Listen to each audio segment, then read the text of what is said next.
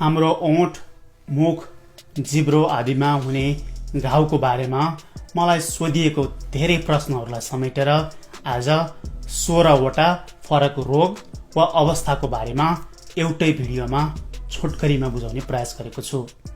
धेरै कुराहरू छोटो समयमा समेट्नु पर्ने हुँदा केही कुराहरू नियत बस्नै छुटाएको छु र पब्लिकलाई चाहिने इन्फर्मेसन मात्र राखेको छु। मुखभित्र भित्री गाला, जिब्रो, दाँत आदि भागमा कुनै समस्या हुन नदिन पटक पटक बजारका गुलिया कुराहरू खाइरहन हुँदैन।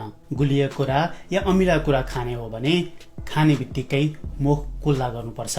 दिनको 2 पटक दाँत माझ्नुपर्छ। एक थरी अमिलो र एक थरी गुलियो जातका फलफुल दिनहु खानुपर्छ। मुख सुक्खा हुन दिनु हुँदैन। पानी पिइराख्नुपर्छ। ब्रेसेस वा डेन्चर लगाउनुहुन्छ भने राम्रोसँग सफा राख्नुपर्छ। दाँत वा गिजामा समस्या नभए पनि प्रत्येक साल एक पटक डेन्टिस्टलाई देखाउनुपर्छ। यति गर्नुभयो भने तपाईको मुखभित्र समस्या हुँदैन वा समस्या सुरु हुने अघि नै समाधान भेटिन्छ।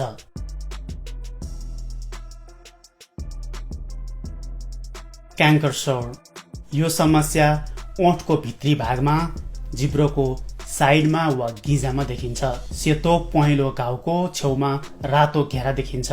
धेरैको अति दुख्ने हुन्छ र करिब 2 हप्तामा आफै निको हुन्छ। यो सरुवा रोग होइन। कसैको स्ट्रेसको कारणले यो समस्या देखिन्छ। कसैको डाइटमा भाइटामिन्स, आइरन, जिंक आदिको कमीले पनि आउने गर्छ। कसैको अति कडा ब्रसले ब्रस गर्दा खोसिएर यस्तो हुने गर्छ। कसैको टुथपेस्टमा एक किसिमको निश्चित केमिकलको कारणले पनि आउन सक्छ। कारणहरू अन्य धेरै हुन सक्छन्। तत्कालको लागि दुखेको ठाउँमा आइस प्रयोग गरेर कोल्ड कम्प्रेस गर्नुस्, अर्थात् आइसको चिसोले सेक्नुस्। त्यसले भएन भने त्यस भाग लट्ठ्याउने औषधि किनेर लगाउनुस्। 1-2 हप्ता मल्टाभाइटामिन वा भाइटामिन बी कम्प्लेक्स प्रयोग गर्नुस्। मिनरल सहित भएको भए अझै राम्रो। यसो गर्दा पनि कति पनि कम भएन भने डाक्टरलाई देखाउनुस्। अर्को पटक यस्तो हुन नदिन नियमित अमिलो र गुलियो जातका फलफुल दिनहु खानुस्। दाँत माझ्दा सफ्ट ब्रस प्रयोग गर्नुस्। ब्यालेन्स डाइटमा नियमित ध्यान दिनुस्। कोल्ड सोर यो HSV1 नामक भाइरसको कारणले हुने गर्छ। ओठको माथि वा बाहिरपट्टि हुने यस घाउमा सुरुमा निकै मसिना धेरै बिबिराहरूको एउटा झुप्पा देखिन्छ। पछि यो फुट्छ र सुक्छ। यो अरू मानिसलाई सजिलै सर्न सक्छ। यो घाउ चिलाउने, पोल्ने र दुख्ने हुन्छ।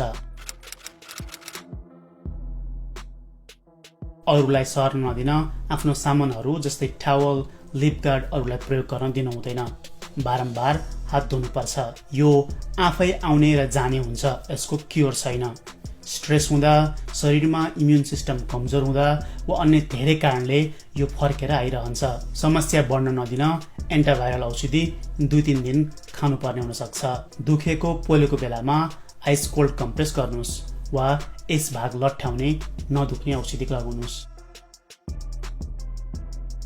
ट्रमाटिक अल्सर कसैको तिखो दाँत, डेन्चर, ब्रेसेस आदिको कारण मुखभित्र अल्सर बन्न सक्छ, जुन भित्री लेयरसम्म गएर असर गरेको हुन सक्छ र सन्चो हुन 2-3 हप्ता लाग्न सक्छ। यो प्राय एउटा मात्र हल्का ठुलो घाउ हुन सक्छ र यस घाउको बाहिरी भागमा सेतो हल्का उठेको बर्डर हुन सक्छ। तत्कालको लागि यस भाग लट्ठ्याउने नदुख्ने औषधि लगाउन सकिन्छ। जे कारणले यस्तो भयो सो कारक तत्त्व हटाउनु पर्ने हुँदा डेन्टिस्टकोमा गएर थप उपचार गर्नुपर्ने हुन सक्छ। ओरल थ्रस क्यान्डिडा अल्बिकन्स नामक फंगसको कारण प्राय जिब्रोमा निकै बाक्लो लेट पर्न सक्छ। भित्री गाला, तालु वा गिजामा पनि हुन सक्छ। यस्तो लेट कोतार्दा वा खुर्कँदा केही निस्कन्छ। एन्टिबायोटिक खाइरहने, स्टेरोइड इन्हेलर प्रयोग गर्ने, इम्युन शक्ति कम भएको बेलामा र डायबिटिज भएकोलाई यो समस्या धेरै देखिन सक्छ।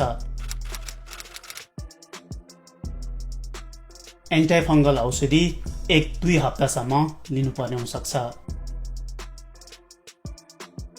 जियोग्राफिक टङ यो समस्यामा प्राय जिब्रोको केही भाग रातो र धेरै भाग सेतो देखिन्छ। जिब्रोको टेस्ट थाहा पाउने टप सर्फेसको केही भाग खुइलिएको कारण रातो देखिन्छ। सेतो पातलो लेट र रातो देखिएको भागले गर्दा नक्सा जस्तो देखिन्छ, त्यसैले यसलाई जियोग्राफिक टङ भनिन्छ। र यो एक ठाउँमा सन्चो हुने र पुनः अर्को ठाउँमा देखिने हुँदा यसलाई माइग्रेटरी ग्लोसाइटिस पनि भनिन्छ। पिरो अमिलो खाँदा अति पोल्ने हुन सक्छ। दुखेको छैन भने उपचार गर्नु पर्दैन, यो आफै निको हुन्छ।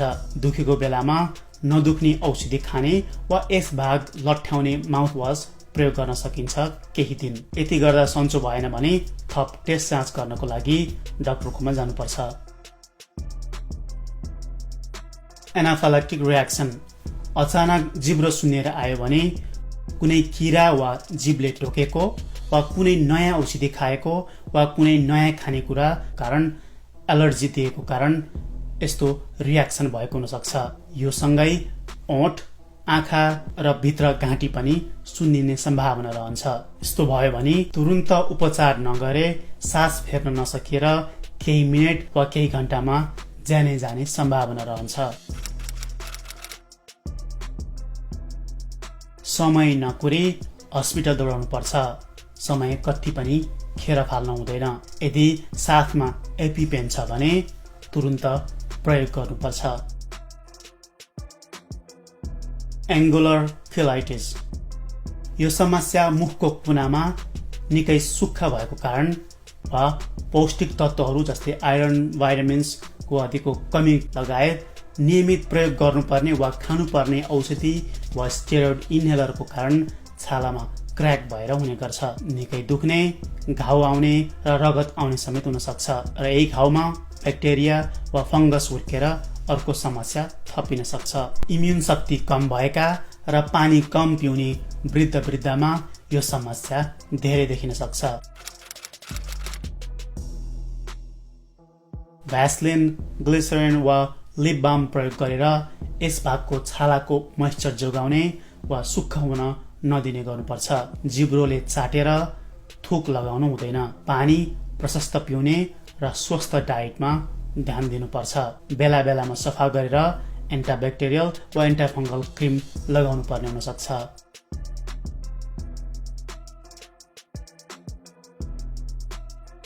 ड्राई माउथ कसैको साल्भरी ग्ल्यान्डले उपयुक्त मात्रामा सलाइभा उत्पादन नगरेको कारण मुख सुक्खा हुने समस्या हुन सक्छ, जुन जिन्दगीभर रहन सक्छ।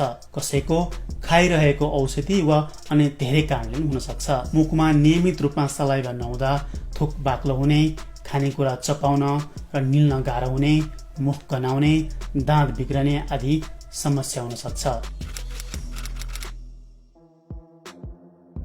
यदि यो समस्या भर्खरै सुरु भएको भए, कुनै खाएको नयाँ औषधिको कारण मुख अति नै सुक्खा भएको भए औषधि प्रिस्क्राइब गरेको डाक्टरलाई भनेर मिल्छ भने अन्य खालको औषधि परिवर्तन गर्नुपर्छ। कसै उपाय नलागे सलाइभा उत्पादन बढाउन च्युइङ्गम चपाउनुपर्छ। मुखमा लामो समय राख्न मिल्ने चिनी नभएको अलि अमिलो खालको क्यान्डी बेला बेलामा चुस्नुपर्छ। थोरै थोरै दिनभर पानी पिइराख्नुपर्छ। मुख बन्द गरेर नाकले मात्र सास फेर्ने गर्नुपर्छ। घरमा ह्युमिडिफायर राख्नुपर्छ। चुरोट, रक्सी बन्द गर्नुपर्छ। कसै नभए आर्टिफिसियल सलाइभा वा स्प्रे आदिको नियमित प्रयोग गर्नुपर्छ। फिसर टङ जिब्रोको बीचमा एउटा ठुलो वा साइडमा अन्य धेरै चिरा पर्ने प्राय समस्या त्यति चिन्ता गर्न पर्ने खालका हुँदैन। यो जिब्रो चिरा पर्ने समस्या कसैको शरीरको अन्य समस्याको एक लक्षण मात्र हुन सक्छ। त्यसैले एकपटक डाक्टरलाई देखाउँदा बेस हुन्छ। यदि शरीरमा अन्य समस्याको कारण देखिएको होइन भने यसको उपचार गर्नु पर्दैन। तर चिरा परेको भागमा खाएको कुरा अड्केर कीटाणु हुर्कन सक्छ र समस्या सुरु हुन सक्छ।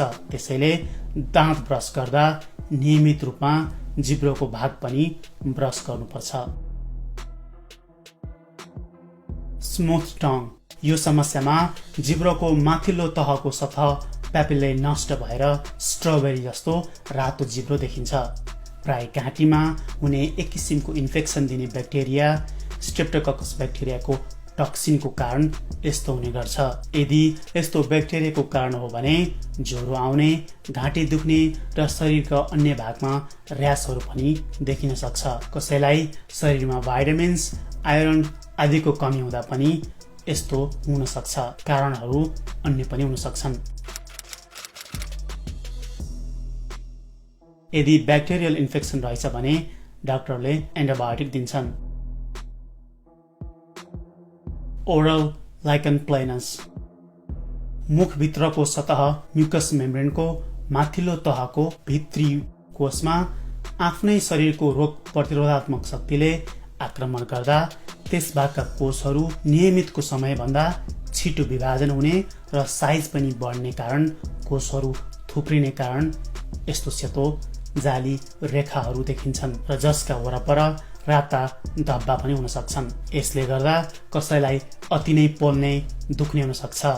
अमिलो पिरो खान नसक्ने पनि हुन सक्छ। चपाउन र निल्न गाह्रो हुन सक्छ।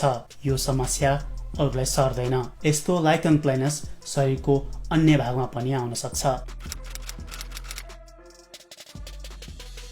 शरीरको आफ्नै रोग प्रतिरक्षा प्रणालीले आफ्नै शरीरको भाग नचिनेर आक्रमण गर्दा यस्तो हुने हुनाले यसको क्योर हुँदैन।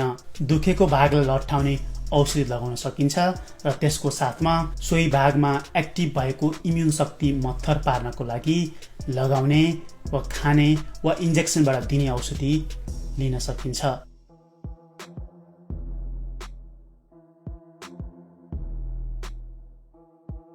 लुकोप्लाकिया, चुरोट, खैनी, सुर्ती आदिको केमिकल वा अन्य धेरै कारण मुखको भित्रको माथिल्लो कोषलाई इरिटेट गर्दा यस्तो हुन जान्छ। यस्तो सेतो भाग खुर्कँदा, कोट्याउँदा सजिलै निस्कदैन। यो दुख्दैन र प्राय कुनै हानि पनि गर्दैन। कुनै झट्टै हेर्दा पानी नलगाएको खेतमा धाजा फाटेको जस्तो पनि देखिन्छ। यस्तै खाले लुकोप्लाकिया, हेरी लुकोप्लाकिया भने एप्स्टेन बार भाइरसको कारण हुने गर्छ, जुन शरीरको इम्युन शक्ति क्षय हुने रोग जस्तै एचआइभी र एड्समा देखिन्छ।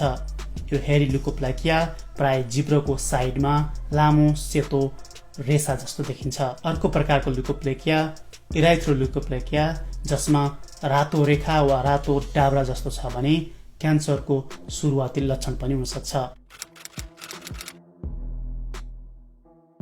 चुरोट, खैनी, सुर्ती खान छोड्नुपर्छ। डाक्टरले लुकोप्लाकियाको प्याच निकालिदिन्छन्। हेरी लुकोप्लाकिया भए एचआइभी टेस्ट गर्नुपर्ने हुन सक्छ। एप्स्टेन बार भाइरसलाई मत्थर पार्न एन्टिभाइरल औषधि खानुपर्ने हुन सक्छ। इराइथ्रोल्युकोप्लाकिया भए क्यान्सर भइसक्यो कि भनेर खोजी गर्न स्किन डाक्टरकोमा गएर थप टेस्टहरू गर्नुपर्छ। ओरल वर्ड्स, मुखभित्र आउने यो मुसा जस्तो वर्ड्स ह्युमन प्यापिलोमा भाइरसको कारण हुने गर्छ। यसले कसैलाई मुखमा क्यान्सर दिन पनि सक्छ। ह्युमन प्यापिलोमा भाइरसको अन्त्य गर्ने औषधि हुँदैन। अप्ठ्यारो महसुस भए यस्तो वर्ड हटाउने उपाय हुन्छन्, तर फेरि पुनः आउन सक्छ। यस्तो भाइरस नलागोस् भनेर 9 वर्ष माथिकाले भ्याक्सिन लगाउन मिल्छ। Oral पेम्पिकस vulgaris,